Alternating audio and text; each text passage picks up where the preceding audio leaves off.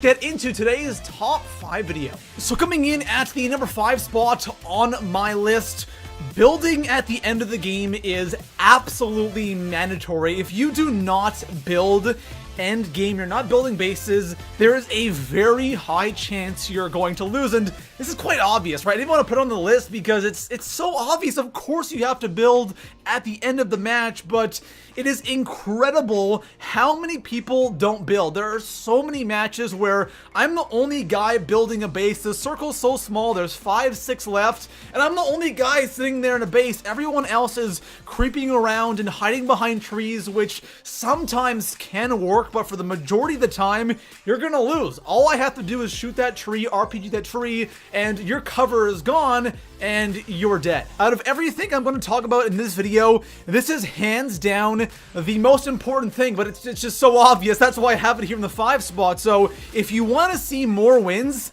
end game, especially when that circle starts getting small, make sure you're constantly building bases. If you build and your base is outside the circle, move in the circle and build right away. Now, when it comes to end game, like there's only a couple people left, make sure you're building with brick or steel. Don't, if you have to do wood, you can, but brick and steel is so much nicer than using wood. It gets destroyed so fast, especially there's RPG spam at the end, so make sure you have enough materials for the end game. But if you build more at the end of the game, I guarantee you're gonna see a ton more wins. So coming in at the number 4 spot on my list, please don't hide behind trees. This is one of the most common things you see at the end game in Fortnite. It is unbelievable how many people hide behind trees, and it is literally suicide if you're gonna go and hide behind a tree, because when it gets down to me 5, 4, 3 people or 2 people left, and you're there hiding behind a tree while somebody else is in a base, you're dead. You're gonna lose, because all I have to do, if I'm in the base, all I have to do is shoot that tree a couple of times with my gun, it disappears, and you are completely exposed. If they have an RPG or a Scar, you're screwed. Now, obviously, there's gonna be those games where something might have gone horribly wrong and all you have for cover is a tree. Now, that's totally okay, but if your strategy for winning games or trying to, get in that top 5, top 10 is by running around and hiding behind trees, it's one of the worst things you could possibly do. And you know what? I completely understand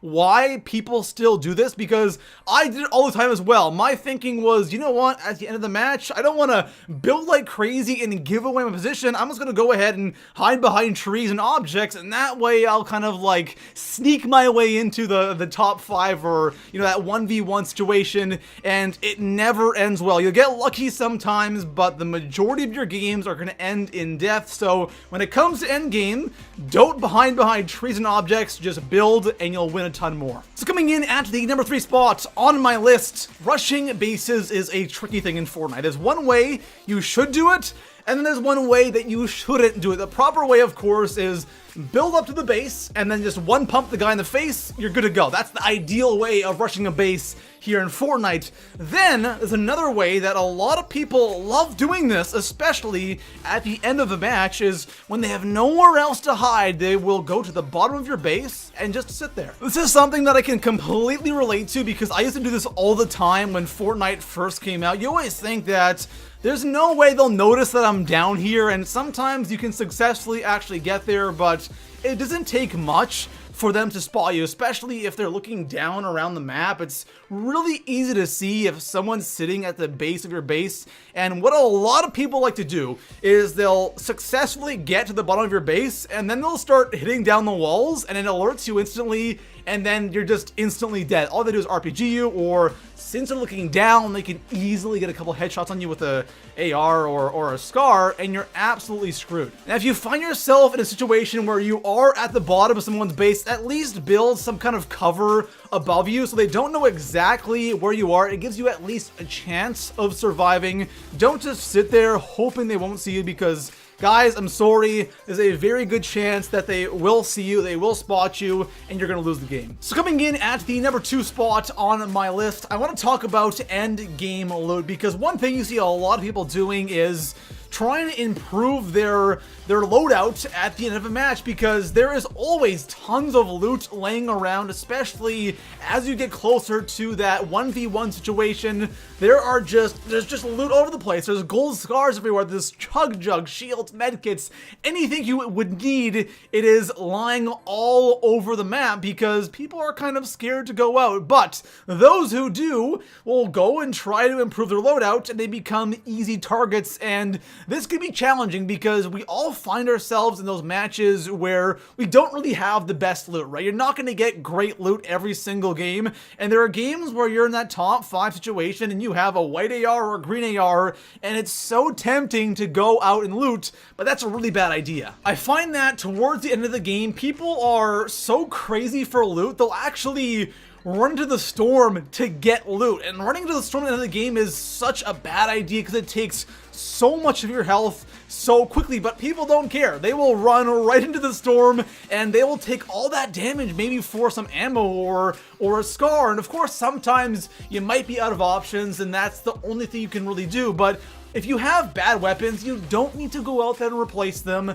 You're probably good with what you have. If you're building, if you're doing all that stuff, you should be fine. You don't have to go crazy for the loot end game, and there's probably going to be an opportunity to grab something as you're moving. So don't go crazy for loot end game, guys. It's not a big deal. You can win with what you have. It's coming in at the #1 spot on my list. This definitely isn't the most important thing when it comes to winning game. That belongs to building, but this is something that is still very important, and it's kind of underrated. It kind of surprises me how important it actually is, and I don't think about it all that much, and that's the RPG. I think the RPG is the king of endgame, and I think if you have an RPG, you have a significant advantage over everybody else, especially if you have the gold RPG, because then you can really kill people with it. The blue and purple are all right. The blue is actually really bad with killing people, but the gold, my gosh, this thing absolutely wrecks. And if you can manage to get an RPG, if you can manage to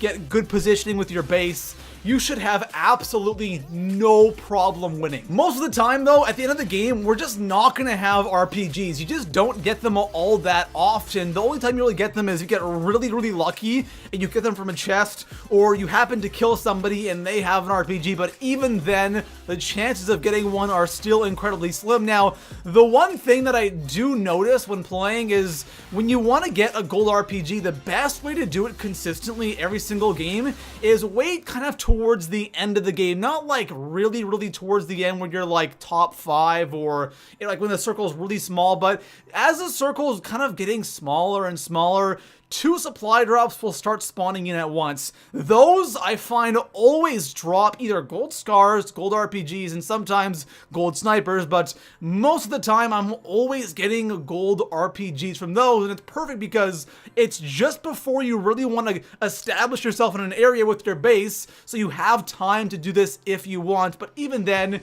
it can be very, very tough. But if you do get one, again, it's so good, it's so powerful, and if you have that height advantage, you have that base, and you're raining down on people, you're just unstoppable. It's crazy powerful. So there we have it, guys. That is going to conclude today's top 5 video, and I really recommend following all these things if you're struggling to win. Again, the most important thing is building. If you build endgame, I promise you guys are going to get a ton more wins. Besides that, guys, if you haven't already, drop a like, subscribe for more Fortnite top 5s, and I'll see you guys in the next one. Peace out.